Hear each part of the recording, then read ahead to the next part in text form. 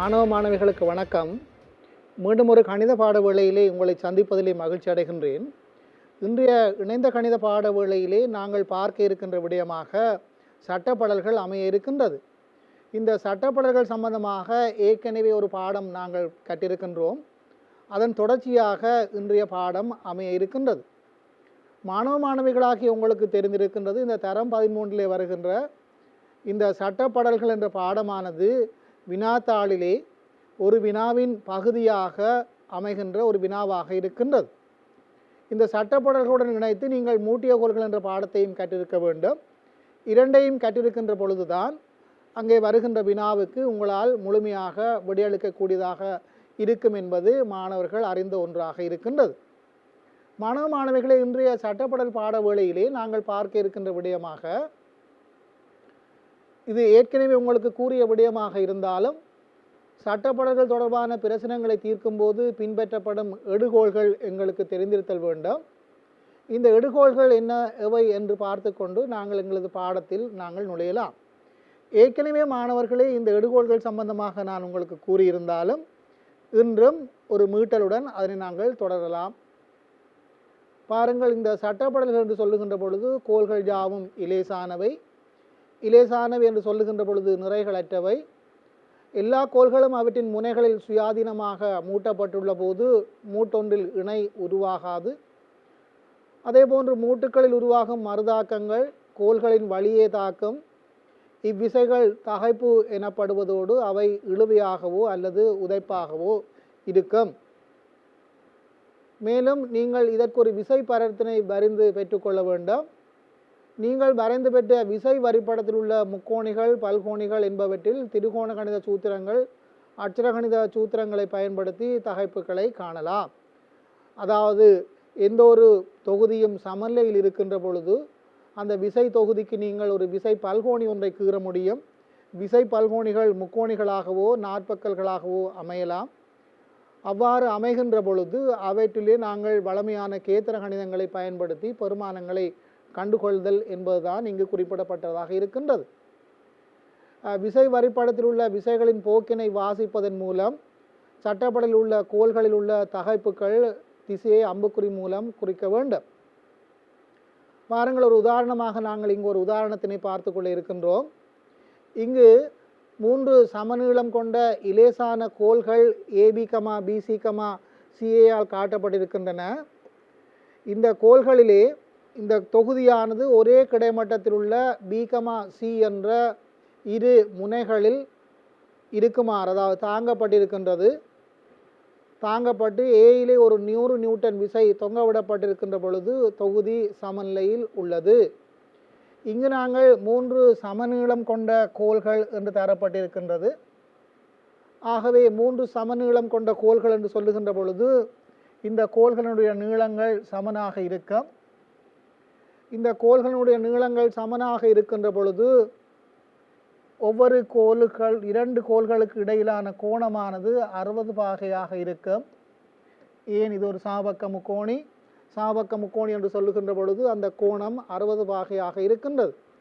ஆகவே இந்த தொகுதியினை நீங்கள் பார்க்கின்ற பொழுது இந்த தொகுதி 3 கோள்களால் ஆக்கப்பட்டு உள்ளது. அவை இலேசான கோள்கள் என்று சொல்லி இருக்கின்றார்கள். இலேசான கோள்கள் என்று சொல்லுகின்ற காரணத்தினால் இந்த கோள்களின் நிறைகள் புறக்கணிக்கப்படும். நிறைகள் புறக்கணிக்கப்படுகின்ற காரணத்தினால் அந்த நிறைகளை நாங்கள் அங்கு குறித்து காட்டுவதில்லை. ஆகவே நாங்கள் இங்கு தாக்குகின்ற விசைகளை நாங்கள் காண வேண்டும். இந்த கோள்கள் பி, சி, ஏ என்றவற்றிலே ஒப்பமாக மூட்டப்பட்டிருக்கின்றன. அதாவது கோள்களை இணைக்கின்ற பொழுது அல்லது மூட்டுகின்ற பொழுதுதான் இந்த தொகுதி சாத்தியமான ஒன்றாக இருக்கும். அவ்வாறு நாங்கள் பிணைக்கின்ற பொழுது அல்லது மூட்டுகின்ற பொழுது அந்த கோள்களிலே விசைகள் இருக்கும். அந்த விசைகள் அந்த கோள்களின் வழியே தான் இருக்கும். அதே போன்று இங்கும் இந்த கோளிலும் அந்த விசை இருக்கும். ஆகவே 3 கோள்களிலும் விசைகள் இருக்கின்றன. விசைகள் கோள்களின் வழியே தான் விசைகள் இருக்கும் என்பதும் உங்களுக்கு தெரியும். நாங்கள் காண வேண்டியவையாக இருப்பது இந்த பிசி என்ற கோளிலே இருக்கின்ற விசை என்ன, அது உதைப்பா அல்லது இழுவையா? அதே போன்று ஏபி என்ற கோளிலே இருக்கின்ற விசை என்ன, அது உதைப்பா அல்லது இழுவையா? அதே போன்று ஏசி என்ற கோலுக்கும் நாங்கள் அந்த விடயங்களை கண்டுகொள்ள வேண்டும். மாணவ மாணவிகளாகிய நீங்கள் இந்த கணக்கினை அணுகுகின்ற பொழுது முதலிலே நாங்கள் புறத்தே தெரிகின்ற, அதாவது புற விசைகளை, எங்களது கண்ணுக்கு தெரிகின்ற விசைகளை நாங்கள் குறித்து கொள்ள வேண்டும். அவற்றின் பெருமானங்களையும் நாங்கள் கண்டுகொள்ள வேண்டும். இங்கு பாருங்கள், ஏயிலே ஒரு 100 நியூட்டன் விசை தந்திருக்கின்றார்கள். ஆகவே இது தாங்கப்பட்டிருக்கின்ற காரணத்தினால் இந்த பி கமா சியிலே 2 விசைகளை நாங்கள் போட்டுக்கொள்ள வேண்டும். ஆகவே இந்த பியிலே ஒரு விசை இருக்கும், அதே போன்று சியிலே ஒரு விசை இருக்கும். இந்த பியிலே இருக்கின்ற விசையையும் சியிலே இருக்கின்ற விசையையும் நான் காண வேண்டும். இந்த பியிலே இருக்கின்ற விசையை பி என்றும், இங்கு சியிலே இருக்கின்ற விசையை கியூ என்றும் நான் பிரதியிடுவேனாக இருந்தால் இந்த பி கமா கியூவின் பெருமானங்களை நாங்கள் கண்டுகொள்ள வேண்டும். இந்த பி கமா கியூவின் பெருமானங்களை நாங்கள் கண்டுகொண்ட பின்னர் தான் மீதமுள்ள விடயங்களை நாங்கள் காண முடியும். பாருங்கள், இந்த சட்டப்படலினுடைய சமநிலை, இந்த சட்டப்படல் ஒரு சமநிலை இருக்கின்ற பொழுது இந்த சட்டப்படலினுடைய சமநிலைக்கு நான் விசைகளை நிலைக்குத்தாக கூறாக்குகின்ற பொழுது பி சக கியூ சமன், இதிலே இருக்கின்ற விசை பி, இதிலே இருக்கின்ற விசை கியூ என்றால் இந்த பி சக கியூவினுடைய பெருமானம் 100க்கு சமனாக இருக்கும். அதை நீங்கள் இவ்வாறு நேரடியாக எழுதினாலும் சரி, அல்லது பி சக கியூ சய 100 சமன் 0 என்று எழுதி அதிலிருந்து பி சக கியூ சமன் 100 என்று நீங்கள் எடுத்துக்கொண்டாலும் சரியானது. ஆகவே சட்டப்படலினுடைய சமநிலைக்கு பி சக கியூவினுடைய பெருமானம் 100ஆக இருக்கின்றது. நாங்கள் பியினுடைய பெருமானத்தையும் கியூவினுடைய பெருமானத்தையும் காண வேண்டும். பியினுடைய பெருமானத்தையும் கியூவினுடைய பெருமானத்தையும் காண்பதற்கு இங்கு ஒரு சமன்பாடு, எனக்கு மேலதிகமாக ஒரு சமன்பாடு தேவைப்படுகின்றது. ஆகவே மேலதிகமாக தேவைப்படுகின்ற சமன்பாட்டினை எவ்வாறு பெற்றுக்கொள்ளலாம் என்றால், ஒரு தொகுதியை பொறுத்த வரைக்கும் சமநிலைக்குரிய சமன்பாடுகளாக கிடையாக கூறாக்குதல், நிலைக்குத்தாக கூறாக்குதல், திருப்பம் எடுத்தல் போன்றவை அமையும். இங்கு நிலைக்குத்தாக கூறாக்கிய பின்னர் நாங்கள் கிடையாக கூறாக்கலாம். ஆனால் கிடையாக கூறாக்குவோமாக இருந்தால் கிடை திசையிலே விசைகள் இல்லாத காரணத்தினால் அந்த தெரிவினை நாங்கள் தவிர்த்து கொள்ள வேண்டும். அடுத்ததாக நாங்கள் திருப்பம் எடுக்கலாம். ஆகவே திருப்பம் எடுப்பதன் மூலம் இந்த பி கமா கியூவின் பெருமானங்களை நாங்கள் கண்டுகொள்ள முடியும். அதனை விடுத்து இங்கு மேலதிகமாக ஒரு சமச்சீர்த்தன்மை, அதனையும் நாங்கள் பாவித்து கொள்ள முடியும். சமச்சீர்த்தன்மை என்று சொல்லப்படுகின்ற பொழுது மாணவ மாணவிகளாக உங்களுக்கு தெரிந்திருக்கின்றது, இது கேத்திர கணிதத்திலும் சமச்சீராக இருக்க வேண்டும், விசைகளிலும் சமச்சீராக இருக்க வேண்டும். இந்த ஏ என்ற புள்ளிக்கு ஊடாக செல்லுகின்ற இந்த நிலைக்குத்தான கோடு பற்றி இந்த தொகுதியானது சமச்சீராக இருக்கின்றது. ஆகவே சமச்சீராக இருக்கின்ற காரணத்தினால் இந்த பியினுடைய பெருமானமும் கியூவினுடைய பெருமானமும் சமனாக இருக்கும். இரண்டும் சமனாக இருக்கும். அவற்றினுடைய கூட்டுத்தொகை 100. ஆகவே ஒன்றினுடைய பெருமானம் 50. இதனை நீங்கள் கட்டாயம் எழுதி காட்ட வேண்டும். பாருங்கள், சட்டப்படலானது ஏயினூடான நிலைக்குத்தான அச்சு பற்றி சமச்சீர். ஆகவே சமச்சீராக இருக்கின்ற காரணத்தினால் பியினுடைய பெருமானம் கியூவினுடைய பெருமானம் சமனாக இருக்கும். ஆனால் இரண்டையும் கூட்டுகின்ற பொழுது 100 நியூட்டன் வருகின்ற காரணத்தினால் அது 50 நியூட்டன், எந்த ஒரு விசையினதும் பருமன் 50 நியூட்டனாக இருக்கின்றது.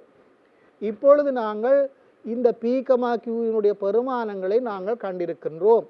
பி கமா கியூவினுடைய பெருமானங்களை நீங்கள் கணித்த பின்னர் இதனுடைய பெருமானம் 50 நியூட்டன், அதே போன்று இதனுடைய பெருமானமும் 50 நியூட்டன். இங்கு நாங்கள் இந்த போவின் குறிப்பீட்டை பயன்படுத்தி கணக்குகளை செய்வதற்கு முன்னர் நீங்கள் இந்த பிரயோக கணிதத்திலே படித்திருக்கின்ற அடிப்படை விடயங்களை ஒரு முறை நாங்கள் பாவித்து கொள்ளலாம். அதாவது பாருங்கள், இந்த ஒரு இடத்தை எடுப்பீர்களாக இருந்தால், இந்த பி என்ற முனையை நீங்கள் எடுப்பீர்களாக இருந்தால், அந்த பி என்ற முனையிலே 3 விசைகள் இருக்கின்றன. இது 3 விசைகளின் தாக்கத்தின் கீழ் சமநிலையில் இருக்கின்ற ஒரு புள்ளியாக இருக்கின்றது. ஆகவே 3 விசைகளின் தாக்கத்தின் கீழ் சமநிலையில் இருக்கின்ற தொகுதி எவ்வாறு இருக்க வேண்டுமென்றால், இதிலே ஏதாவது 2 விசைகளின் விளைவுள், ஏதாவது 2 விசைகளின் விளைவுளானது 3ஆம் விசைக்கு பருமனில் சமனாகவும் திசையில் எதிராகவும் இருக்க வேண்டும். அல்லது இந்த 3 விசைகளையும் அடுத்துள்ள பக்கங்களாக கொண்டு ஒரு முக்கோணி வரையக்கூடியதாக இருத்தல் வேண்டும். மாணவ மாணவிகளை இங்கு நீங்கள் பார்ப்பீர்களாக இருந்தால் இங்கு பாருங்கள் P என்ற ஒரு விசை மேல் நோக்கி இருக்கின்றது. சமநிலைக்கு எங்களுக்கு தேவையான ஒன்று இதற்கு எதிராக ஒரு விசை இருத்தல் வேண்டும். ஆகவே இதிலே இருக்க வேண்டிய விசை கீழ் நோக்கியதாகத்தான் இருக்க வேண்டும்.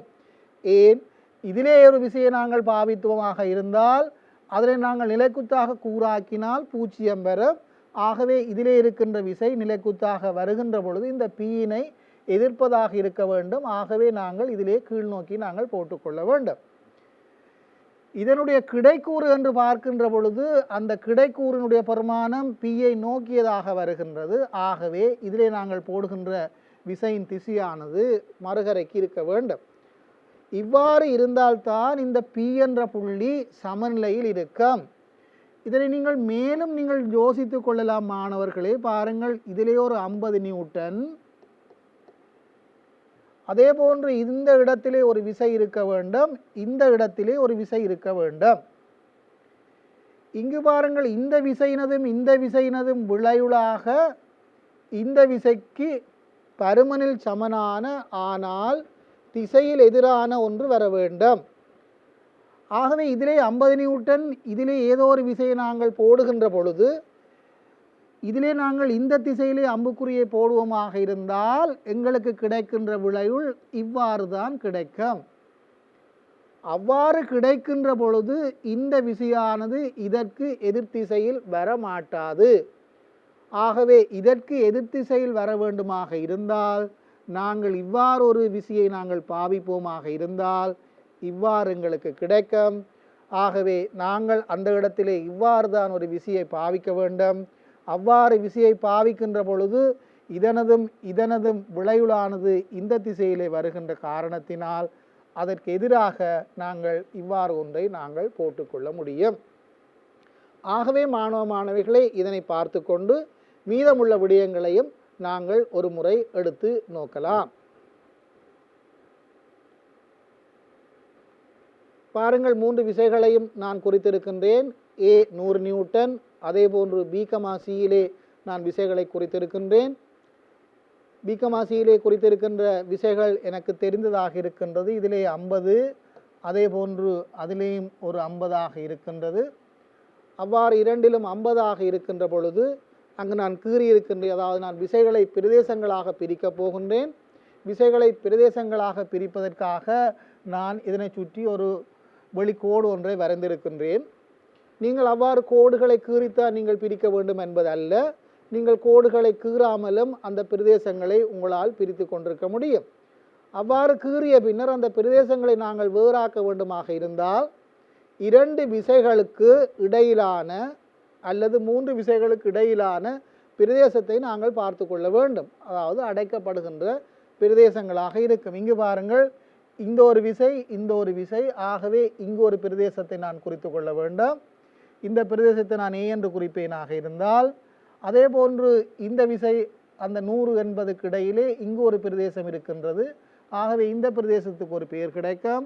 அதே போன்று இங்கும் ஒரு பிரதேசம் இருக்கின்றது, அதற்கும் ஒரு பெயர் கிடைக்கும். அதே போன்று உள்ளே இருக்கின்றதுக்கும் இன்னும் ஒரு பெயர் கிடைக்கும். ஆகவே அந்த பெயர்களை நாங்கள் எவ்வாறு போட்டுக்கொள்வோம் என்று பார்ப்போம். பாருங்கள் மாணவர்களே, நான் இந்த பிரதேசத்தை A என்று குறித்திருக்கின்றேன். ஆகவே இந்த பிரதேசம் என்று சொல்லுகின்ற பொழுது இந்த 100 நியூட்டனுக்கும் இந்த 50 நியூட்டனுக்கும் இடைப்பட்ட இந்த பிரதேசம்தான் நான் A என்று குறித்திருக்கின்றேன். அந்த விசை பிரதேசத்துக்கான குறியீடாக நான் Aயினை குறித்திருக்கின்றேன். அதே போன்று பாருங்கள், இந்த Bக்கும் அந்த Cக்கும் இடையிலான இந்த விசை பிரதேசத்தை B என்று குறித்திருக்கின்றேன். ஆகவே 2 விசை பிரதேசங்கள் குறித்தாகிவிட்டது. அடுத்ததாக நீங்கள் இந்த முக்கோணத்தின் உள்ளே இருக்கின்றதை நீங்கள் C என்று குறிக்க முடியும். அதாவது B என்ற மூட்டை நீங்கள் கருதி அந்த பிரதேசத்தை நீங்கள் C என்று குறிக்க முடியும். அவ்வாறு இல்லாமல் நீங்கள் இங்கே இருக்கின்ற அந்த பிரதேசத்தையும் நான் C என்று குறிக்க முடியும். அப்போ நான் குறித்திருக்கின்றது என்னவென்றால், இதை A என்றும் இதை B என்றும் அதனை C என்றும் குறித்திருக்கின்றேன். ஆகவே பாருங்கள், 3 விசை பிரதேசங்கள் A, B, C குறித்தாகிவிட்டது. 3மே அந்த முக்கோணத்திற்கு வெளியிலே, அதாவது எங்களுக்கு தரப்பட்டிருக்கின்ற சட்டப்படலுக்கு வெளியிலே இருக்கின்ற பிரதேசமாக இருக்கின்றது. மேலதிகமாக ஒரு டி என்ற பிரதேசத்தை நான் குறித்திருக்கின்றேன். ஆகவே இந்த 4 விசை பிரதேசங்கள் எங்களுக்கு வந்திருக்கின்றது. இந்த 4 விசை பிரதேசங்களையும் கொண்டு நான் இதற்குரிய சட்டப்படலுக்குரிய விசை வரிப்படத்தை நான் வரைந்து கொள்ள வேண்டும். இந்த விசை வரிப்படத்தை வரைவதற்கு நான் எடுக்க வேண்டிய விடயங்களாக இந்த வெளியிலே இருக்கின்ற விசைகளும் இந்த ஏ பி சி டி போன்ற பெருமானங்களுமாக இருக்கின்றது. ஆகவே இதனை நான் எங்கு தொடங்குவது என்று சொன்னால், பொதுவாக நாங்கள் ஏ என்ற எழுத்திலே நாங்கள் தொடங்குவது வழக்கம். அவ்வாறு தான் தொடங்க வேண்டும் என்ற கட்டாயம் இல்லை மாணவ மாணவிகளே. ஆயினும் வழமையாக ஏ ஆரம்பம் ஏ என்று நாங்கள் எடுப்பது வழக்கம். ஆகவே எல்லோருமே அந்த ஏ எடுத்துக்கொண்டு நாங்கள் கீறுவோமாக இருந்தால் ஏ என்ற புள்ளியிலிருந்து நாங்கள் 50 என்பதை கீற வேண்டும். எவ்வாறு பாருங்கள், ஏ என்ற புள்ளியிலிருந்து நான் பிக்கு செல்லுகின்ற பொழுது 50 என்பது ஏ என்ற புள்ளியிலிருந்து பிக்கு நான் செல்லுகின்ற பொழுது இந்த 50 என்பது மேல் நோக்கிய திசையிலே இருக்கின்றது. ஏ என்ற புள்ளியிலிருந்து பி என்ற புள்ளிக்கு நான் செல்லுகின்ற பொழுது 50 என்பது மேல் நோக்கிய திசையிலே இருக்கின்றது. ஆகவே இதனுடைய பெருமானம் 50 நியூட்டன், அல்லது நீங்கள் 50 என்று எழுதினாலும் போதுமானது. ஏயிலிருந்து பிக்கு செல்லுகின்ற பொழுது 50 எந்த திசையிலே? மேல் நோக்கிய திசையிலே. அதே போன்று பாருங்கள், பியிலிருந்து சிக்கு செல்லுகின்ற பொழுது மேலும் ஒரு 50 நியூட்டன் வருகின்றது. ஆகவே இந்த கோட்டினை நீங்கள் நீட்டி அங்கே சி என்பதை நீங்கள் குறித்து கொள்ள வேண்டும். இந்த படங்களை நீங்கள் அளந்து கீற வேண்டும் என்பது இல்லை. ஆயினும் ஒரு அளவுடை அல்லது ஒரு அளவுடைக்கு அண்ணளவாக நீங்கள் வரைந்தாலும் போதுமானது. அவ்வாறு வரைகின்ற பொழுது உங்களுக்கு கணிப்புகள் இலகுவானதாகவும் இந்த விடைகள் விரைவானதாகவும் கிடைக்கும். ஆகவே ஏயிலிருந்து பியை கீறிய பின்னர் பியிலிருந்து சியை கீறி விட்டோம் 50 நியூட்டன். அடுத்ததாக எங்களுக்கு தேவையாக இருப்பது இந்த டியை கண்டுபிடிப்பது. ஆகவே டியை கண்டுபிடிப்பது எவ்வாறு என்று நாங்கள் பார்த்து கொள்ள வேண்டும். முதலிலே ஏயிலிருந்து பியை நான் கீறியதற்கு காரணம், எனக்கு ஏயிலிருந்து பிக்கு செல்லுகின்ற பொழுது விசையினுடைய பருமன் திசை இரண்டுமே தெரிந்திருக்கின்றது. ஆகவே ஏயிலிருந்து பிக்கு செல்லுகின்ற பொழுது 50 நியூட்டன் மேல் நோக்கி இருந்தது. அதே போன்று பியிலிருந்து சிக்கு செல்லுகின்ற பொழுது அதுவும் 50 நியூட்டனாக இருந்தது. பாருங்கள், சியிலிருந்து ஏக்கு வருகின்ற பொழுது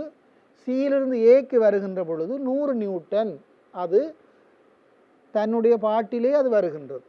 சியிலிருந்து ஏ என்பது 100 நியூட்டன் கீழ் நோக்கி வந்தாகிவிட்டது. அடுத்ததாக டியை குறிப்பதற்கு நாங்கள் பார்க்க வேண்டிய விடயங்களாக ஏயிலிருந்து டி எவ்வாறு இருக்கின்றது, அல்லது சியிலிருந்து டி எவ்வாறு இருக்கின்றது, அல்லது பியிலிருந்து டி எவ்வாறு இருக்கின்றது என்பதைத்தான் நீங்கள் பார்த்து கொள்ள வேண்டும். ஏயிலிருந்து டியை பார்ப்பீர்களாக இருந்தால் ஏயிலிருந்து டி ஆனது கிடையுடன் 60 பாகை அமைத்து உள்ளது. பாருங்கள், ஏயிலிருந்து டி ஆனது கிடையுடன் 60 பாகை அமைத்து உள்ள ஒன்றாக இருக்கின்றது. ஆகவே இந்த ஏயை நாங்கள் எடுப்போமாக இருந்தால் ஏயிலிருந்து டி என்பது கிடையுடன் 60 பாகை. ஆகவே கிடை என்பது இது, இதனுடன் 60 பாகை அமைத்து செல்லுகின்ற ஒன்றாக இருக்கின்றது. இதிலே டி எங்கே இருக்கின்றது என்று தெரியாத காரணத்தினால் இதனை நீங்கள் கீறுகின்ற பொழுது கீழும் கீறிக்கொள்ள வேண்டும். பின்னர் பியிலிருந்து டியை பாருங்கள், பியிலிருந்து டி ஆனது கிடையுடன் 60 பாகை என்ற காரணத்தினால் பியிலிருந்து டியை நீங்கள் கிடையாக கீறிக்கொண்டு இரண்டும் சந்திக்கிற இடத்தை நீங்கள் டி என்று போட்டுக்கொள்ள வேண்டும். ஆகவே பாருங்கள், ஏ பி சி டி 4ம் குறித்தாகிவிட்டது. ஆகவே எங்களது படம் பூரணமாகிவிட்டது. ஆயினும் இங்கு சியிலிருந்து டி என்ற ஒன்று இருக்கின்றது. ஆகவே சியிலிருந்து டியை நாங்கள் கீறிக்கொள்ள வேண்டும். இதனை கீறிய பின்னர் நேரடியாக இணைத்தாலே போதுமானது. இவ்வாறு நேரடியாக இணைக்காமல் நீங்கள் அந்த கணிப்புகளை செய்து சியிலிருந்து டி 60 பாகை என்பதன் மூலம் கீறினாலும் உங்களுக்கு அது கிடைக்கும். ஆகவே ஏ பி சி டி இவற்றை கொண்ட இந்த முக்கோணம் எங்களுக்கு கிடைத்திருக்கின்றது.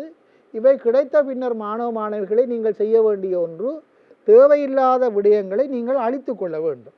நீங்கள் அழித்து விடுகின்ற பொழுதுதான் உங்களுக்கு தேவையான படம் கிடைக்கும். ஒவ்வொரு மூட்டிலும் 2 தெரியாத விசைகள் மட்டும் தொழிற்படுவதால் எந்த மூட்டிலுமே ஆரம்பித்து எங்களால் வரைய முடியும். சி என்ற மூட்டில் சரி அல்லது ஏ என்ற மூட்டில் சரி எங்கும் நீங்கள் அமைத்து கீறலாம். அவ்வாறு கீறுகின்ற பொழுது முதலிலே ஏ என்ற புள்ளியை நான் எடுத்திருக்கின்றேன். ஏயிலிருந்து பாருங்கள் மேலே 50 கீறுகின்ற பொழுது பி என்பது வருகின்றது. பியிலிருந்து மேலதிகமாக நான் 50 கீறுகின்ற பொழுது சி என்பது வருகின்றது. பின்னர் சியிலிருந்து நான் பார்க்கின்றேன், சியிலிருந்து 30 பாகையிலே அது அமைய வேண்டும். அதாவது நிலைக்குத்துடன் 30 பாகை, கிடையுடன் 60 பாகை. இந்த கோட்டிலே தான் டி அமைய வேண்டும். நீங்கள் கீறுகின்ற பொழுது 2 பக்கமும் கீற வேண்டும். நான் ஏற்கனவே கீறியிருக்கின்ற காரணத்தினால் அதனை கீறுகின்றேன். அடுத்ததாக பாருங்கள், பியிலிருந்து டியை கீறியிருக்கின்றோம். ஆகவே டி என்ற இடம் வந்திருக்கின்றது. பின்னர் நான் அந்த ஏஎன்டியையும் இணைத்துக் கொள்ளுகின்றேன். ஆகவே அந்த விசைப்படமானது எனக்கு கிடைத்திருக்கின்றது. இப்பொழுது விசைப்படம் எனக்கு கிடைத்து விட்டது மாணவ மாணவிகளே. இதிலிருந்து நான் மீதமுள்ள விடயங்களை செய்து கொள்ள வேண்டும். மீதமுள்ள விடயங்கள் என்று சொன்னால் என்ன? இந்த ஒவ்வொரு கோலிலும் உள்ள விசைகள் என்ன, அதை உதைப்பா அல்லது இழுவையா என்று நான் பார்த்து கொள்ள வேண்டும். ஆகவே இந்த கோணங்கள் 60 பாகை, இந்த 30 பாகை அவற்றை நான் போட்டிருக்கின்றேன். இந்த ஒவ்வொன்றையும் நாங்கள் காண வேண்டுமாக இருந்தால் பாருங்கள், இந்த பிசி என்ற கோல், அதே போன்று சிஏ என்ற கோல் அல்லது ஏசி என்ற கோல், அதே போன்று ஏபி என்ற கோல் அல்லது பிஏ என்ற கோல். ஒவ்வொரு கோலிலும் உள்ள விசைகளை நான் காண வேண்டும். ஒவ்வொரு கோலிலும் உள்ள விசைகளை நான் காண்பதற்கு நான் ஏதாவது ஒரு இடத்தை எடுத்துக்கொள்ள வேண்டும். முதலாவதாக ஏதாவது ஒரு இடம் என்று சொல்லுகின்ற பொழுது மாணவ மாணவிகளே, பொதுவாக கோள்களின் எண்ணிக்கை அதிகமாக இருக்கின்ற ஒரு மூட்டினைத்தான் நாங்கள் எடுப்பது வழக்கம். கோள்களின் எண்ணிக்கை அதிகமாக உள்ள மூட்டு என்று சொன்னால் இங்கு பியா, சியா, ஏயா என்று பார்ப்போமாக இருந்தால் ஒவ்வொன்றிலுமே 2 இருக்கின்ற காரணத்தினால் நீங்கள் எந்த ஒரு மூட்டினையும் எடுத்துக்கொள்ள முடியும். ஆகவே நான் பிஏ எடுப்பேனாக இருந்தால் இந்த பியை நான் எடுத்திருக்கின்றேன். ஆகவே நான் நிற்கின்ற இடம் பியாக இருக்கின்றது. அந்த பி என்ற இடத்திலிருந்து நான் விடயங்களை கையாண்டு கொள்ள வேண்டும். இந்த பி என்ற இடத்திலே நான் நிற்கின்றேன். இந்த பி என்ற இடத்தில் நான் நின்று கொண்டு இந்த பி என்ற புள்ளி பற்றி ஒவ்வொரு கோலையும் நான் இடஞ்சுழியாக திருப்பி பார்க்க வேண்டும். இந்த பி என்ற புள்ளியிலே நின்று கொண்டு இந்த பிசி என்ற கோலை நான் இடஞ்சுழியாக திருப்ப வேண்டுமாக இருந்தால் இந்த பிசி என்ற கோல் திரும்புகின்றதாக பிடியாக இருக்கும். இந்த பிசி என்ற கோல் இடஞ்சுழியாக திரும்புகின்ற பொழுது மாணவ மாணவிகளே, இது பியிலிருந்து டியை நோக்கியதாக இருக்கும். ஆகவே பியிலிருந்து டி என்பது இங்கு நீங்கள் பார்க்க வேண்டும். பியிலிருந்து டி என்பது இடப்பக்கம் இருந்து வலது பக்கம் செல்லுகின்ற ஒன்றாக இருக்கின்றது. ஆகவே இங்கு பியிலிருந்து டியினுடைய திசையாக இவ்வாறு இருக்கின்றது, பியிலிருந்து டி. ஆகவே நான் எடுத்த இடம் இந்த பி என்ற இடத்தை தான் நான் எடுத்தேன்.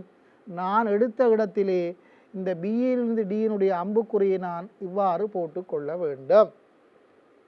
அவ்வாறு போட்டுக்கொண்ட பின்னர் பியிலிருந்து டி நான் கணித்தாகிவிட்டது. அவரை போட்ட பின்னர் அடுத்ததாக மாணவ மாணவிகளை நான் பார்க்க வேண்டியதாக இந்த ஏபி என்ற கோல் இருக்கின்றது. ஏன் ஏசி என்ற கோலை நான் பார்க்க முடியாதா? ஏசி என்ற கோலை நீங்கள் பார்க்க முடியும். நான் ஏற்கனவே குறிப்பிட்டது போல ஒரு மூட்டினை எடுக்கின்ற பொழுது அந்த ஒரு மூட்டிலே முழுவதுமாக முடித்துவிட்டு அடுத்த மூட்டுக்கு செல்லுதல் நல்லம். ஆகவே இந்த பிஏ என்ற கோலை நான் பார்க்க போகின்றேன். பி என்ற மூட்டிலே அல்லது பி என்ற பிணையலிலே நான் இந்த பிஏ என்ற கோலை இடஞ்சுழியாக திருப்பி பார்க்கின்ற பொழுது எனக்கு அது டியிலிருந்து ஏ ஐ நோக்கியதாக இருக்கும். பாருங்கள், டியிலிருந்து ஏஐ நோக்கியதாக இருக்கின்றது. ஆகவே டியிலிருந்து ஏஐ நோக்கியதாக இருக்கின்ற பொழுது இங்கு நீங்கள் டியிலிருந்து ஏ என்பது கீழ் நோக்கியதாக இருக்கின்றது. ஆகவே டியிலிருந்து ஏ கீழ் நோக்கியதாக இருக்கின்றது. ஆகவே கீழ் நோக்கி ஒரு அம்புக்குறியை நீங்கள் போட வேண்டும். கீழ் நோக்கி அம்புக்குறியை எந்த இடத்திலே போட வேண்டும் என்று சொன்னால் நீங்கள் எந்த இடத்தில் நின்று பார்த்தீர்களோ அந்த இடத்தில் தான் கீழ் நோக்கி அம்புக்குறியை போட வேண்டும். நாங்கள் நின்று பார்த்த இடமாக பி இருக்கின்றது. ஆகவே பி என்ற இடத்திலே கீழ் நோக்கி ஒரு அம்புக்குறியை நான் போட்டுக்கொள்ள வேண்டும். பி என்ற இடத்திலே கீழ் நோக்கிய திசையிலே ஒரு அம்புக்குறியை நான் போட்டுக்கொள்ள வேண்டும். அவ்வாறு போட்டுக்கொள்கின்ற பொழுது மாணவ மாணவிகளை பார்ப்பீர்களாக இருந்தால் இந்த இரண்டு கோள்களிலும் இருக்கின்ற விசைகள் நான் போட்டு ஆகிவிட்டது. அதாவது மீதமுள்ள அம்புக்குறிகளை நான் போடுகின்ற பொழுது அது பூரணமாகும். அடுத்ததாக இந்த ஏசி என்ற ஒரு கோல் மீதம் இருக்கின்றது. அந்த ஏசி என்ற கோலிலே இருக்கின்ற விசையினை நான் பார்க்க வேண்டும். இந்த ஏசி என்ற கோலை நான் பார்க்கின்ற பொழுது நீங்கள் ஏ என்ற புள்ளியில் நின்றும் நான் பார்க்கலாம், அல்லது சி என்ற புள்ளியில் நின்றும் நான் பார்க்கலாம். நான் சி என்ற புள்ளியில் நின்று பார்ப்பேனாக இருந்தால் எனக்கு சியிலிருந்து டி, அந்த கோலை நான் இடஞ்சுழியாக திருப்புகின்ற பொழுது சியிலிருந்து டி. ஆகவே சியிலிருந்து டி என்பது கீழ் நோக்கிய திசையிலே வருகின்றது. பாருங்கள், சியிலிருந்து டி என்பது கீழ் நோக்கி வருகின்றது. ஆகவே சியிலிருந்து டி கீழ் நோக்கி வருகின்ற காரணத்தினால், இங்கு நீங்கள் சியிலிருந்து டி கீழ் நோக்கி வருகின்ற காரணத்தினால் நீங்கள் பார்க்கின்ற இடத்திலே அந்த அம்புக்குறியினை கீழ் நோக்கி போட்டுக்கொள்ள வேண்டும். ஆகவே அவ்வாறு கீழ் நோக்கி போட்டுக்கொள்வீர்களாக இருந்தால் 3 கோள்களிலும் நாங்கள் கணித்தாகிவிட்டது. ஒவ்வொரு கோலுக்கும் ஒரு அம்புக்குறியை நாங்கள் போட்டிருக்கின்றோம். 2 அம்புக்குறிகள் நாங்கள் போட வேண்டாம். ஆகவே ஒன்றை போட்ட பின்னர் அதற்கு எதிராக இன்னும் ஒரு அம்புக்குறியினை நாங்கள் போடுவோமாக இருந்தால் அது பூரணமாகிவிடும். அவ்வாறு போடுதல் தான் இலகுவானது. ஆயினும் இங்கு நாங்கள் இதனை கற்கின்ற காரணத்தினால் ஒரு முறை அதனையும் செய்து பார்த்து கொள்ளுவோம். பாருங்கள், ஏ என்ற முனையை நான் எடுத்து இடஞ்சுழியாக திருப்புவேனாக இருந்தால், ஏ என்ற முனையை எடுத்து இடஞ்சுழியாக திருப்புவேனாக இருந்தால் அது ஏயிலிருந்து டி. ஏயிலிருந்து டி மேல் நோக்கி இருக்கின்றது. ஏயிலிருந்து டி மேல் நோக்கி இருக்கின்ற காரணத்தினால் அதிலே அவ்வாறான ஒரு அம்புக்குறி வரும். இதனை நீங்கள் திருப்பித்தான் பார்த்து எடுக்க வேண்டும் என்பதல்ல. இதனை போட்ட பின்னர் அதனை நேரடியாக போட்டிருக்கலாம். ஆயினும் நான் ஏற்கனவே கூறியது போல இதனை நாங்கள் கற்கின்ற காரணத்தினால் அதனை சரிபார்ப்பதற்காக இவ்வாறும் செய்து பார்க்கின்றோம். அதே போன்று இந்த கோலை பார்ப்பீர்களாக இருந்தால் ஏசி கோலுக்கு அது டியிலிருந்து சி. டியிலிருந்து சி என்பது இங்கு பார்க்க வேண்டும். டியிலிருந்து சி என்பது மேல் நோக்கி இருக்கின்றது. ஆகவே அந்த இடத்திலே மேல் நோக்கி இருக்கின்றது. அதே போன்று இந்த சி என்ற இடத்திலே இந்த சிபி கோலை பார்ப்பீர்களாக இருந்தால் அது டியிலிருந்து பி. டியிலிருந்து பியை இங்கு நாங்கள் பார்க்க வேண்டும். அது பலமிருந்து இடமாக இருக்கின்றது. இவ்வாறு போட்டுக்கொள்ள வேண்டும். ஆகவே பாருங்கள், நாங்கள் 2 முறையாகவும் கண்டிருக்கின்றோம். அதாவது ஒவ்வொரு மூட்டையும் எடுத்து அல்லது ஒவ்வொரு பிணைக்கப்பட்டிருக்கின்ற இடத்தையும் எடுத்து 2 பக்கங்களாலும் எடுத்து அதனை கண்டிருக்கின்றோம். அவ்வாறு இல்லாமல் ஒன்றை கண்டும் மீதத்தை நாங்கள் போட்டிருக்கலாம். இப்பொழுது நாங்கள் ஒவ்வொரு சமநிலையை நீங்கள் பார்ப்பீர்களாக இருந்தால் மாணவ மாணவிகள் இங்கு பாருங்கள், ஏ என்ற புள்ளியை நீங்கள் எடுத்தால் இந்த 2 விசைகளும் மேல் நோக்கி இருக்கின்றது. ஆகவே இவற்றினுடைய நிலைக்குத்தாக பிரிக்கின்ற கூறு மேல் நோக்கி வரும். மேல் நோக்கி வருகின்ற பொழுது அந்த 100 கீழ் நோக்கி இருக்கின்றது. ஆகவே இரண்டினுடைய பிரித்த கூறுகளின் கூட்டுத்தொகை மேல் நோக்கிய திசையிலே 100ஆக இருக்கும். ஆகவே அந்த 100ம் இந்த 100ம் சமன் செய்ய, ஆகவே நிலைக்குத்து விசை 0ஆக வருகின்றது. இதில் கிடையாக பிரிப்பீர்களாக இருந்தால் இந்த விசையினுடைய கிடைக்கூறு இந்த திசையிலும், அதேபோல் இந்த விசையினுடைய கிடைக்கூறு மற்ற திசையிலேயும் வருகின்றது. 2 விசைகளுமே சமனாக இருக்கும். ஆகவே அந்த கிடை திசையிலும் விளைவுளானது 0ஆக இருக்கின்றது. அதே போன்றுதான் இந்த புள்ளியை நீங்கள் எடுத்து பார்க்கலாம். இதிலே இந்த திசையிலே மேல் நோக்கி இருக்கின்ற காரணத்தினால் அதனுடைய விசையானது கீழ் நோக்கி இருக்க வேண்டும். ஆகவே பிரித்த கூறு சமன் செய்ய 0ஆக இருக்கும். அதே போன்று இதனுடைய பிரித்த கூறு இந்த திசையிலே வருகின்ற காரணத்தினால் அதுக்கு எதிர் திசையிலே நாங்கள் ஒரு விசை இருக்க வேண்டும். அவ்வாறு இருக்கின்ற பொழுது அந்த விளைவுளானது 0ஆக வரும். இவ்வாறு சி என்ற மூட்டினை நாங்கள் பார்த்து கொள்ள முடியும். ஆயினும் இவ்வாறெல்லாம் நீங்கள் பார்க்க வேண்டும் என்பது கட்டாயமல்ல, அல்லது பார்த்தலும் நன்று அன்று. நீங்கள் கற்கின்ற பொழுது விடயங்களை தெளிவாக விளங்கிக் கொள்வதற்காக இத்தகைய விடயங்களை ஒரு முறை நீங்கள் செய்து பார்த்து கொள்ளுதல் அல்லது சிந்தித்து பார்த்து கொள்ளுதல் நன்று. ஆகவே இதனை கீறிய பின்னர் நாங்கள் விசைகளை கணித்திருக்கின்றோம். அவற்றை எவ்வாறு என்று இப்பொழுது நாங்கள் பார்த்து கொள்ளுவோம். பாருங்கள், அம்புக்குறிகளை போட்டதை நான் காட்டியிருக்கின்றேன். அடுத்ததாக மாணவ மாணவிகளை இதனுடைய பெருமானங்களை நான் கணித்து கொள்ள வேண்டும். இந்த பெருமானங்களை நான் கணிப்பதற்காக நான் கணித்த அம்புக்குறிகளை இங்கு குறித்திருக்கின்றேன். இதனுடைய பெருமானம் இது T2 என்று போட்டிருக்கின்றேன். அதே போன்று இது T1 என்று போட்டிருக்கின்றேன். அதே போன்று மற்றது T3 என்று இடப்பட்டிருக்கின்றது. ஆகவே இந்த பெருமானங்களை நான் கணித்து கொள்ள வேண்டும். எவ்வாறு கணிப்பது என்பதையும் நீங்கள் ஒரு முறை பார்த்து கொள்ள வேண்டும். இது இலகுவான கணித்தல் என்றாலும் நீங்கள் ஒரு முறை அதனை செய்து பார்த்து கொள்ளுதல் நன்று. இங்கு பாருங்கள், இதனுடைய பெருமானம் 50, இது 30 பாகை, இது 60 பாகை. இது 30 பாகை, இது 60 பாகை என்று சொல்லுகின்ற பொழுது இது செங்கோண முக்கோணம் அல்லாவிட்டாலும் உங்களுக்கு தெரியும். ஆகவே இந்த நீளத்தை நீங்கள் காண வேண்டுமாக இருந்தால் உங்களுக்கு தெரியும், இது 30 பாகை, இது எதிர்பக்கம். நீங்கள் எழுதுவதாக இருந்தால் tan 30 பாகை சமன் இதனுடைய பெருமானம் எக்ஸின் கீழ் 50 என்று வரும். எக்ஸின் கீழ் tan 30 பாகை சமன் எதிர்பக்கத்தின் கீழ் இந்த 50 என்று வரும். ஆகவே இந்த 50 ஆனது மறுகரைக்கு சென்று பெருக்கப்படுறதாக இருக்கும். ஆகவே இது 50 கீழ் வர்க்கமூலம் 3 இருக்கும் இதனுடைய பெருமானம். ஆகவே 50 கீழ் வர்க்கமூலம் 3 இருக்கும்.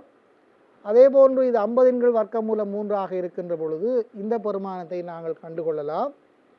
இங்கு 60 பாகை என்றால் cos 60 பாகை என்பது அரை. ஆகவே இதை போல இது 2 மடங்காக இருக்கும். ஆகவே அதனுடைய பெருமானத்தையும் நாங்கள் ஒரு முறை கணித்து கொள்ளலாம். இந்த பெருமானங்களை காணுதல் என்பது எங்களுக்கு கடினமான ஒன்று அல்ல. அல்லது மாணவ மாணவிகளை நீங்கள் நேரடியாகவும் போட்டுக்கொள்ள முடியும். tan 30 என்பது எதிர்பக்கத்தின் கீழ் அயல்பக்கம். ஆகவே எதிர்பக்கத்தின் கீழ் அயல்பக்கம் 1 கீழ் வர்க்கமூலம் 3 வர வேண்டுமாக இருந்தால் இது 50 கீழ் வர்க்கமூலம் 3 இருக்கும். ஆகவே இந்த பெருமானங்களை காண்பதையும் நாங்கள் ஒரு முறை பார்த்து கொள்ளுவோம். பாருங்கள், நாங்கள் கீறிய படம் இதாக இருக்கின்றது. இந்த கீறிய படத்திலே இருக்கின்ற விடயங்களை நாங்கள் பார்ப்போமாக இருந்தால் இந்த BCDA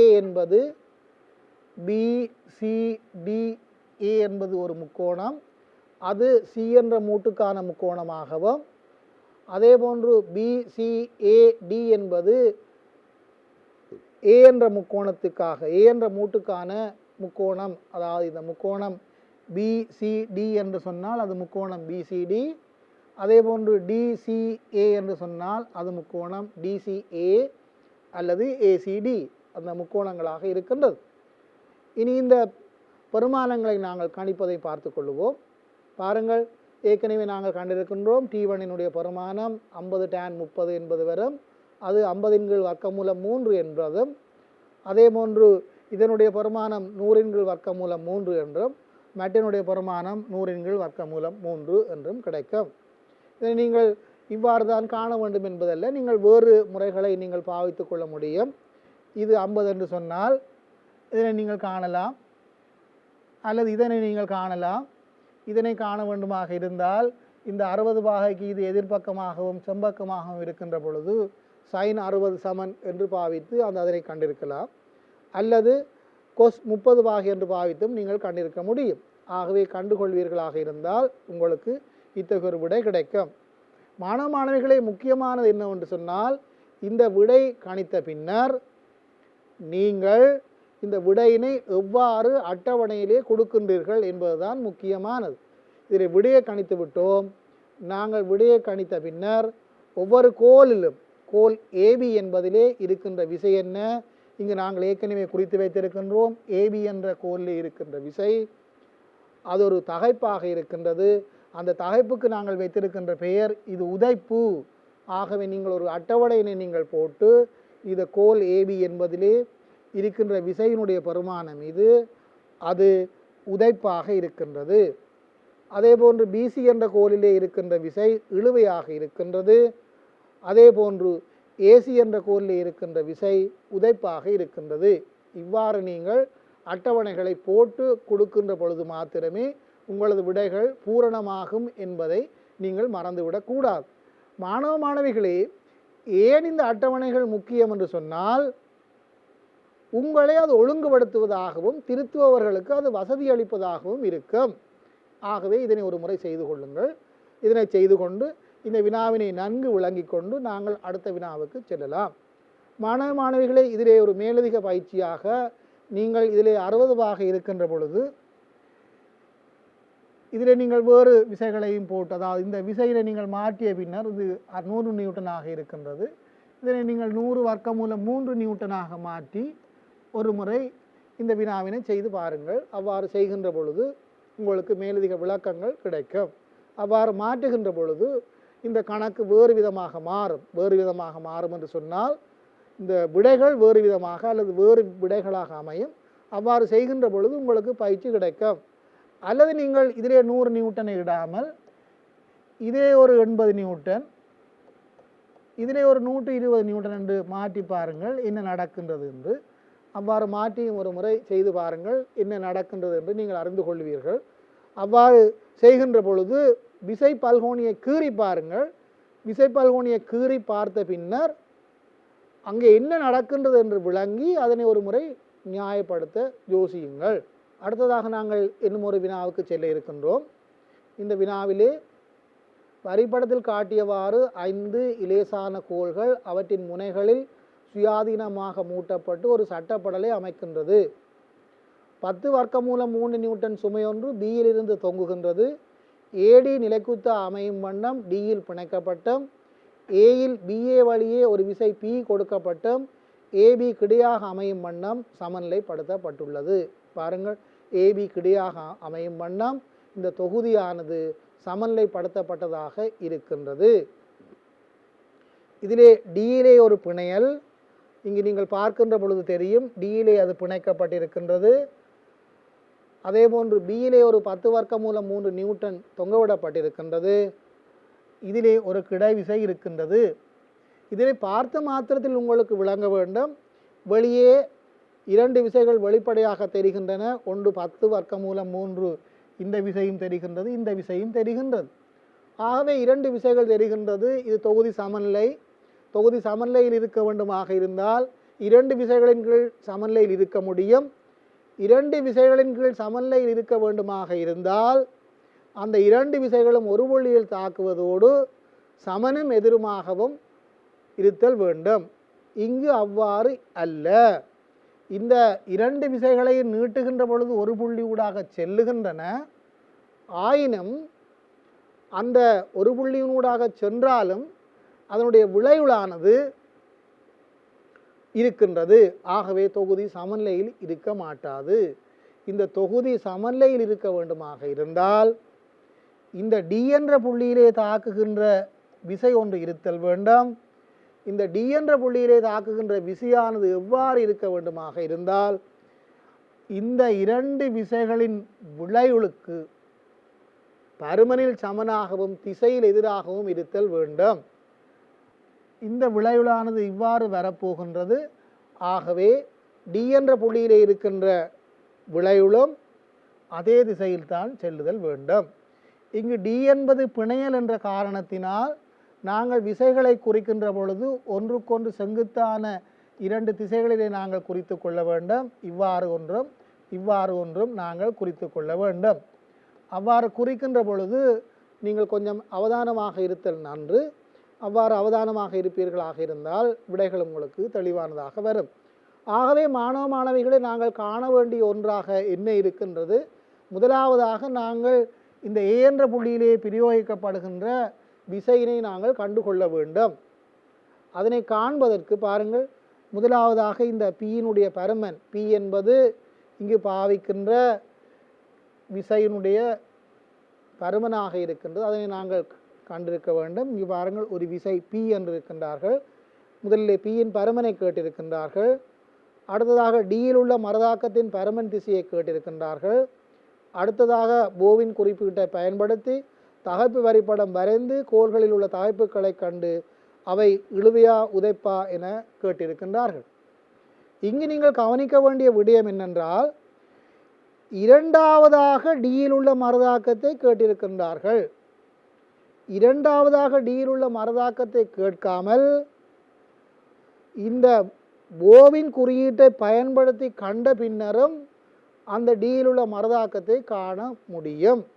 அவ்வாறு கேட்கின்ற பட்சத்தில் இந்த கணக்கு செய்கின்ற முறை மாறிவிடும். நாங்கள் இந்த கேள்விக்கு ஏற்ற மாதிரி எங்களது விடையினை எடுத்துக்கொள்வோம். பாருங்கள், தொகுதியின் சமநிலைக்கு டி பற்றி நான் திருப்பம் எடுக்க விளைகின்றேன். டி பற்றி நான் திருப்பம் எடுக்க விளைவதன் காரணம் என்ன? எந்த ஒரு புள்ளி பற்றி நீங்கள் திருப்பம் எடுக்கலாம், ஆயினும் எந்த புள்ளி பற்றி நீங்கள் திருப்பம் எடுக்க விளைகின்றீர்களோ அதற்கு ஒரு காரணம் இருத்தல் வேண்டும். இங்கு ஏ என்ற புள்ளி பற்றி திருப்பம் எடுத்தால் என்ன? ஏ என்ற புள்ளி பற்றி திருப்பம் எடுப்பீர்களாக இருந்தால் உங்களுக்கு இந்த டியிலே உள்ள விசையும் அதே போன்று பியிலே உள்ள விசையும் வரும். ஆனால் டியிலே உள்ள விசை என்னவென்று எங்களுக்கு தெரியாது. இரண்டு கூறுகள் இருக்கின்றன சரி, அல்லது ஒரு விளைவுள் இருக்கின்றது சரி, அதனுடைய கோணம் என்ன அல்லது அதனுடைய பருமன் என்ன, ஒன்றுமே தெரியாது எங்களுக்கு. ஆகவே இரண்டு விடயங்கள் தெரியாது. என்ன? டியிலே இருக்கின்ற விசையின் பருமனும் தெரியாது, திசையும் தெரியாது. ஆகவே அதனை நாங்கள் எடுப்போமாக இருந்தால் இரண்டு தெரியா கணியங்கள் எங்களுக்கு கிடைக்கும். அதே போன்று பியிலே எனக்கு இருக்கின்ற விசை இரண்டும் தெரிந்திருக்கின்றது, அதாவது பருமனும் திசையும் தெரிந்திருந்தாலும் இதிலே டியிலே இருக்கின்ற விசை எனக்கு தெரியாத காரணத்தினால் நான் ஏ வட்டி திருப்பம் எடுப்பதை தவிர்க்கின்றேன். அதே போன்றுதான் பி வட்டி திருப்பம் எடுத்ததையும் தவிர்த்து நான் டி வட்டி திருப்பம் எடுக்க போகின்றேன். டி வட்டி திருப்பம் எடுக்கின்ற பொழுது எங்களுக்கு தேவை இந்த டி என்ற புள்ளியிலிருந்து இந்த பி என்ற விசைக்கான செங்குத்து தூரம். இந்த பி என்ற விசைக்கான செங்குத்து தூரம் என்பது இந்த ஏடி ஆக இருக்கும். ஏடி ஆக இருக்கும். ஏடியினுடைய நீளம் என்ன எங்களுக்கு தெரியாது, கணக்கிலே தரப்படவும் இல்லை. அதே போன்று டி என்ற புள்ளி பற்றி திருப்பம் எடுக்கின்ற பொழுது இந்த 10 வர்க்கமூலம் 3 அதற்குரிய நீளமாக இந்த ஏபி வரும். ஏபியினுடைய நீளம் என்ன? இதுவும் எனக்கு தெரியாது. ஆனால் எனக்கு இங்கே இந்த கோணம் 90 பாகை என்று தெரிந்திருக்கின்றது. அதே போன்று இந்த கோணங்கள் 30 பாகை என்று தந்திருக்கின்றார்கள். ஆகவே இந்த கோணம் 90 பாகை என்று தெரிகின்ற காரணத்தினால் நான் இந்த ஏசியின் நீளத்தை ஏபி சார்பாக எழுத முடியும். ஏசியினுடைய நீளத்தை நான் ஏபி சார்பாக எழுத முடியும். அவ்வாறு எழுதிய பின்னர் இந்த ஏசியை வைத்துக்கொண்டு நான் ஏடியின் நீளத்தை கணிக்கலாம். எவ்வாறு கணிப்பதென்றால் இங்கு பாருங்கள், இந்த ஏசியும் சிடியும் சமனாக இருக்கும். ஆகவே அதிலிருந்து நான் அந்த நீளத்தை கணித்து கொள்ளலாம். எவ்வாறு கணிப்பதென்று பார்த்து கொள்ளுவோம். ஏடியினுடைய பெருமானம் 2 ஏசி cos 30 ஆக இருக்கும். அதாவது இது ஏசி, அதே போன்று இதுவும் ஏசி, இது 30 பாகை. ஆகவே ஏடியினுடைய பெருமானம் 2 ஏசி. இந்த ஒரு நீளமானது ஏசி cos 30, அதே போன்று கீழும் ஒரு ஏசி cos 30, 2 ஏசி cos 30 ஆக இருக்கும். இந்த ஏசி என்பது என்ன? ஏசி என்பது ஏபி cos 60 ஆக இருக்கின்றது. ஆகவே ஏசிக்காக நான் ஏபி cos 60 நான் பிரதியிடுகின்ற பொழுது எனக்கு கிடைக்கின்ற நீளமாக ஏடியானது வர்க்கமூலம் 3/2 ஏபி என்று கிடைக்கின்றது. ஏபி ஆனது ஏன் இங்கு cos 60 2 வெட்டுப்படுகின்ற பொழுது இந்த cos 30க்கான பெருமானம் வர்க்கமூலம் 3/2. ஆகவே ஏடியினுடைய பெருமானம் வர்க்கமூலம் 3/2 ஏபி என்று வந்திருக்கின்றது. இப்பொழுது நான் ஏடியை கணித்து ஆகிவிட்டது. அதாவது ஏடியை நான் ஏபி சார்பாக கணித்திருக்கின்றேன். நான் ஏடியின் நீளத்தை கண்டிருக்கின்றேனா? இல்லை. ஏபியின் நீளத்தை கணித்திருக்கின்றேனா? இல்லை. ஆனால் ஏடியை ஏபி சார்பிலே கணித்திருக்கின்றேன். அது எனக்கு போதுமானது. ஏடியை ஏபி சார்பில் கணித்தல் எனக்கு போதுமானது. ஏன் நான் இப்பொழுது திருப்பம் எடுக்க போகின்றேன். ஏற்கனவே நான் கூறியது போல டி பட்டி திருப்பம் எடுக்கின்ற பொழுது பாருங்கள், டி பட்டி திருப்பம் எடுப்பமாக இருந்தால் பி தரம் ஏடி, அதே போன்று 10 வர்க்கமூலம் 3 தரம் ஏபி சமன் 0 இருக்கும். இதே நான் ஏடிக்கும் ஏபிக்கும் நான் பிரதியிடுகின்ற பொழுது எனக்கு கிடைக்கின்ற விடையாக 20 நியூட்டன் என்பது கிடைத்திருக்கின்றது. அதாவது பியினுடைய பெருமானம் 20 நியூட்டன் என்பது எனக்கு கிடைத்திருக்கின்றது. இப்பொழுது பியை நான் கணித்து விட்டேன். இப்போ பியினுடைய பெருமானம் எனக்கு 20 நியூட்டன் வந்திருக்கின்றது. அதே போன்று அங்கு ஒரு 10 வர்க்கமூலம் 3 இருக்கின்றது. ஆகவே டியில் உள்ள விசைகளை என்னால் இப்பொழுது கணித்து கொள்ள முடியும். இந்த 10 வர்க்கமூலம் 3 என்றால் அதனை எதிர்க்கின்ற விசமாக இங்கு ஒரு 10 வர்க்கமூலம் 3 நிலக்குத்து திசையிலே இருத்தல் வேண்டும். அதே போன்று இங்கு ஒரு 20 என்றால் அதனை எதிர்க்கின்ற விதமாக இங்கு ஒரு 20 இருத்தல் வேண்டும். ஆகவே அதுதான் டியிலே இருக்கின்ற விசைகளாக இருக்கும். இதனை நான் இவ்வாறு படத்தில் போடுதல் நன்று அன்று, இதனை நான் கணித்து காட்டுதல் வேண்டும். எவ்வாறு கணிப்பது என்பது பார்த்துக்கொள்வோம். பாருங்கள், டியில் உள்ள மறுதாக்கத்தை நான் போட்டிருக்கின்றேன். இது 20 நியூட்டன், அது 10 வர்க்கமூலம் 3 நியூட்டன். நீங்கள் டியில் உள்ள மறுதாக்கத்தை எக்ஸ் y என்று போட்டும் நீங்கள் கண்டிருக்கலாம். டி என்ற புள்ளியிலே நீங்கள் இந்த விசைகளை நீங்கள் மேல் நோக்கி எக்ஸ், அதே போன்று இவ்வாறு y என்று போட்டு எக்ஸ் ஒய்யை கணித்த பின்னர் நீங்கள் ஆரை கண்டிருக்கலாம். நான் அவ்வாறு காணாமல் டியில் உள்ள மறுதாக்கம் ஆர் என்றும் அது கிடையுடன் அமைக்கின்ற கோணம் தீட்டா என்றும் எடுத்துக்கொண்டு இந்த ஆரையும் தீட்டாவையும் நான் காண விளைகின்றேன். ஆகவே இந்த ஆரையும் தீட்டாவையும் நான் காண விளைகின்ற பொழுது என்ன செய்வேன் என்றால், இதனை கிடையாக கூறாக்குகின்ற பொழுது இந்த 20 நியூட்டன் ஆனது இந்த ஆர் கோஸ் தீட்டாக்கு சமனாகவும், நிலைக்குத்தாக கூறாக்குகின்ற பொழுது 10 வர்க்கமூலம் 3 ஆனது ஆர் சைன் தீட்டாவுக்கும் சமனாக வரும். பாருங்கள், நிலைக்குத்தாக கூறாக்குகின்ற பொழுது ஆர் சைன் தீட்டா சமன் 10 வர்க்கமூலம் 3 ஆகவும், கிடையாக கூறாக்குகின்ற பொழுது இது கிடையாக கூறாக்குகின்ற பொழுது ஆர் கோஸ் தீட்டாவுடைய பெருமானம் 20 நியூட்டன் ஆகவும் கிடைக்கின்றது. ஆகவே கிடைக்கூறு நிலைக்குத்துக்கூறு இரண்டும் தெரிந்திருக்கின்றது. ஆகவே நாங்கள் இதனை காண வேண்டுமாக இருந்தால், ஆரை நான் காண வேண்டுமாக இருந்தால் இந்த 10 வர்க்கமூலம் 3 வர்க்கம் சக 20 வர்க்கம் சமன் என்று வரும். இதனை நான் சுருக்குவேனாக இருந்தால் 10 வர்க்கமூலம் 7, அதாவது ஆறினுடைய பெருமானம் 10 வர்க்கமூலம் 7 நியூட்டன் ஆக அமையும். அதனை நீங்கள் ஆறினுடைய பெருமானம் 10 வர்க்கமூலம் 7 நியூட்டன் என்று நீங்கள் எழுதி கொள்ள முடியும். ஆகவே ஆறினுடைய பெருமானத்தை கணித்து ஆகிவிட்டது. ஆகவே ஆறினுடைய பெருமானம் கணித்த பின்னர் மாணவ மாணவிகளை நீங்கள் பார்க்க வேண்டிய விடயங்கள் மீதம் இருக்கின்றன. அவற்றையும் ஒரு முறை பார்த்து கொள்வோம். அத்துடன் இந்த கோணத்தை நான் கணித்திருக்கின்றேன், அதனை ஒரு முறை பார்த்து கொள்ளுங்கள். இங்கு நாங்கள் பார்ப்போமாக இருந்தால் 10 வர்க்கமூலம் 3 நியூட்டன், இதிலே இருக்கின்ற விசை எனக்கு தெரிந்திருந்தது, இது 20 நியூட்டனாக இருந்தது. அதே போன்று டியில் உள்ள விசையும் நான் கணித்திருக்கின்றேன். இப்பொழுது நான் இந்த விசை பிரதேசங்களை நான் பிரித்து மீதமுள்ள விடயங்களை எவ்வாறு காண்பது என்று பார்த்து கொள்ளுவோம். மாணவிகளை பாருங்கள், அங்கே பிரித்திருக்கின்ற விடயத்தை நான் காட்டியிருக்கின்றேன். இதனை நாங்கள் எடுப்போமாக இருந்தால் முதல் படத்தில் நீங்கள் பார்க்கின்ற பொழுது தெரியும். இங்கு பாருங்கள், நீங்கள் இவ்வாறும் குறிக்க முடியும். இவ்வாறு நீங்கள் குறித்திருந்தால் இங்கே வருகின்ற ஒரு விசை இருந்தது, அதனையும் நீங்கள் சேர்த்துத்தான் குறித்தல் வேண்டும். அவ்வாறு நான் இதை தவிர்த்து நான் என்ன செய்திருக்க போகின்றேன் என்றால், இவ்வாறு ஒரு விசை இவ்வாறு ஒன்று எடுக்கின்ற பொழுது இந்த விசையினை நான் தவிர்த்து கொள்ளுகின்றேன். இந்த விசையினை நான் தவிர்த்து அங்கு எடுக்கின்ற விடயத்தை பாருங்கள். அந்த விசையினை நான் தவிர்த்து இருக்கின்றேன். அதாவது எடுத்துக்கொண்டு இந்த இடத்தை ஏ என்றும், இந்த இடத்தை பி என்றும், இந்த இடத்தை சி என்றும், இந்த இடத்தை டி என்றும் இ என்றும் போட்டிருக்கின்றேன். ஏ பி சி டி என்று 4 விசை பிரதேசங்களை நான் குறித்திருக்கின்றேன். ஆகவே இந்த 4 விசை பிரதேசங்களை நான் குறித்த பின்னர் இவற்றுக்குரிய படத்தினை நான் கீறிக்கொள்ள வேண்டாம். இவற்றினுடைய படத்தினை கீறுவதற்கு உங்களுக்கு தெரிந்திருக்கின்றது. எவ்வாறு என்றால், முதலிலே ஏயிலே நீங்கள் ஆரம்பிக்க வேண்டும். நீங்கள் ஏயிலே ஆரம்பித்து செல்வீர்களாக இருந்தால் ஏயிலிருந்து பி ஆனது 10 வர்க்கமூலம் 3 கீழே வரும். ஆகவே நீங்கள் ஏ என்ற இடத்திலே நீங்கள் ஆரம்பிப்பீர்களாக இருந்தால் பி என்ற இடத்துக்கு நீங்கள் வருகின்ற பொழுது 10 வர்க்கமூலம் 3 அதனை ஒரு அளவிடத்திலே நீங்கள் எடுத்துக்கொள்ள முடியும். 10 வர்க்கமூலம் 3. பின்னர் பியிலிருந்து நீங்கள் சிக்கு செல்லுகின்ற பொழுது, பியிலிருந்து நீங்கள் சிக்கு செல்லுகின்ற பொழுது அது கிடையாக இருக்கின்றது. ஆகவே பியிலிருந்து நீங்கள் சிக்கு செல்லுகின்ற பொழுது கிடையாக இருக்கின்றது. அதனை நீங்கள் 20 நியூட்டன் என்று கண்டு வச்சிருந்தீர்கள். ஆகவே 20 நியூட்டன் இதுதான் சியாக இருக்கும்.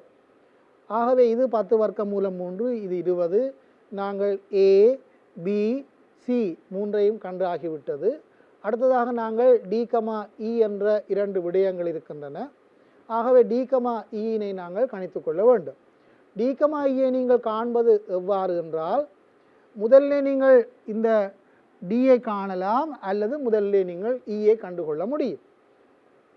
நீங்கள் டியை காண வேண்டுமாக இருந்தால் உங்களுக்கு தெரியும், சிக்கும் டிக்கும் இடையில் அல்லது சியிலிருந்து டியை நாங்கள் பார்க்கின்ற பொழுது, அதாவது சியையும் டியையும் பிரிப்பது ஒரு நிலைக்குத்தாக இருக்கின்றது.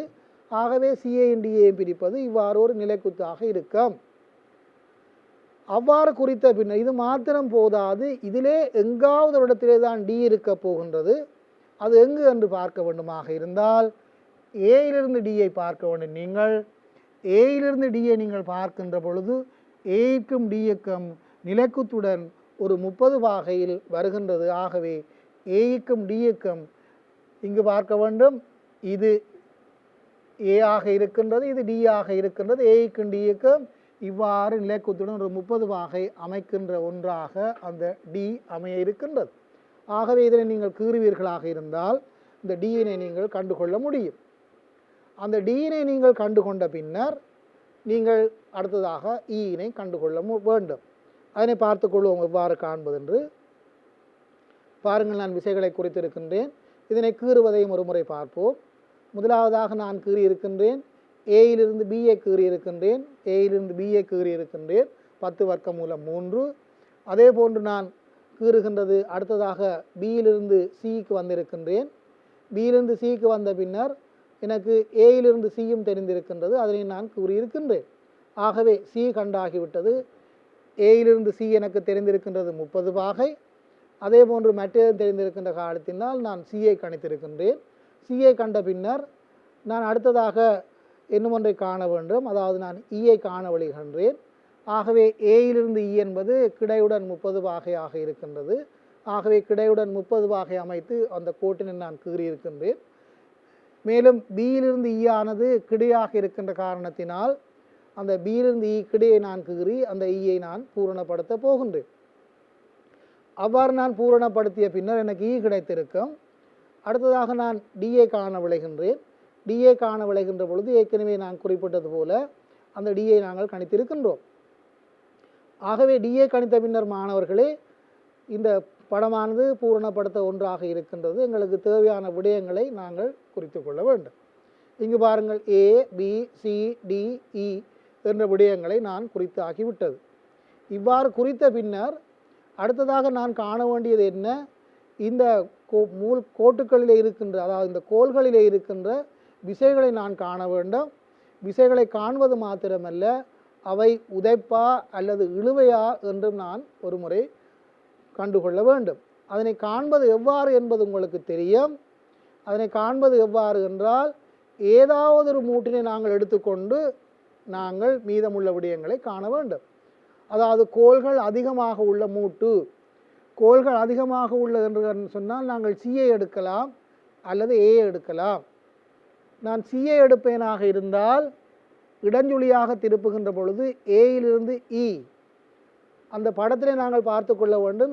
ஏயிலிருந்து இ என்பது கீழ்நோக்கி இருக்கின்றது. ஆகவே நான் எடுக்கின்ற இடத்திலே ஒரு கீழ்நோக்கி அம்புக்குறி. அதே போன்று இது ஈயிலிருந்து டி, ஈயிலிருந்து டியும் கீழ்நோக்கி இருக்கின்றது. ஆகவே நான் எடுக்கின்ற இடத்திலே ஒரு கீழ்நோக்கி அம்புக்குறி.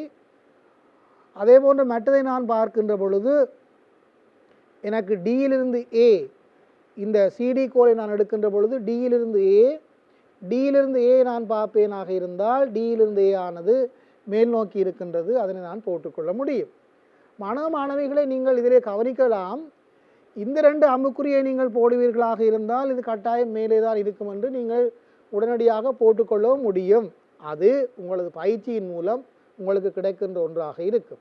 ஆகவே இதனை நீங்கள் குறித்த பின்னர் மீதமுள்ள அம்பு தலைகளை நீங்கள் போடுவீர்களாக இருந்தால் உங்களுக்கு மீதம் எத்தனை கோள்கள் இருக்கின்றது என்று தெரியும். ஆகவே இந்த 2 கோள்கள் தான் இருக்கின்றன. இது ஏபி ஏடி. அதற்கு நீங்கள் ஏபி என்ற கோலையும் ஏடி என்ற கோலையும் ஏ என்ற இடத்திலிருந்து பார்ப்பீர்களாக இருந்தால் போதுமானது. ஏ என்ற இடத்திலிருந்து பார்க்கின்ற பொழுது ஈயிலிருந்து பி, அது இந்த திசையிலே இருக்கும். அதே போன்று இதனை பார்க்கின்ற பொழுது சியிலிருந்து டி, சியிலிருந்து டி கீழ் நோக்கி இருக்கின்றது. ஆகவே அதனை போட்டு அதனை நீங்கள் பூரணப்படுத்துவீர்களாக இருந்தால் உங்களுக்கு அந்த விடயங்கள் பூரணமாகி விட்டது. ஆகவே அந்த படத்தை நீங்கள் கீறிய பின்னர் இந்த உதைப்பு இழுவைகளை நீங்கள் இந்த களத்திலே மாற்றி கொண்டிருக்கின்றீர்கள். ஆகவே மாணவிகளே அந்த விடயங்களை கணித்த பின்னர் நீங்கள் எதுக்கு எது எந்த முக்கோணம் என்று ஒரு முறை பார்த்து கொள்ள முடியும். இதிலே பி என்ற முனைக்கு எந்த முக்கோணம், அதே போன்று சி என்றதுக்கு எந்த முக்கோணம் என்று கணித்திருக்கின்றேன். கணித்த பின்னர் நாங்கள் அந்த விசைகளுடைய பெருமானங்களையும் ஒரு முறை நாங்கள் கணித்து கொள்ளலாம். பாருங்கள், ஒவ்வொன்றையும் எடுத்து அம்புக்குறியை போட்ட பின்னர் அதனை கணித்த பின்னர் அந்த பெருமானங்களை கணித்து இப்பொழுது நாங்கள் கோல், அதில் இருக்கின்ற தகைப்பு என்ன, அதில் இருக்கின்ற பருமன் என்ன என்பதை நாங்கள் அறிந்து கொள்ள வேண்டும். இதனை நாங்கள் பூரணப்படுத்தி கொள்ள வேண்டும். கோலை பார்க்க வேண்டும், தகைப்பை பார்க்க வேண்டும், பருமனை பார்க்க வேண்டும். எல்லாவற்றையும் நாங்கள் பார்த்த பின்னர் பெருமானங்களை போட வேண்டும். ஏபி என்ற கோலிலே இருக்கின்ற தகைப்பு இழுவையாக இருக்கின்றது, அதனுடைய பருமன் 30 நியூட்டனாக இருக்கின்றது. இந்த கணிப்பினை நீங்கள் செய்து கொள்ள வேண்டும். பிசி என்ற கோலில் இருப்பது என்னவாக இருக்கும், உதைப்பாக இருக்கும், அதனுடைய பருமன் என்ன என்று நாங்கள் கண்டுகொள்ள வேண்டும். அதே போன்று ஏசி என்ற கோலில் இருப்பது என்ன, அது உதைப்பாக இருக்கின்றது, அதனுடைய பருமன் என்ன, 20 நியூட்டன்.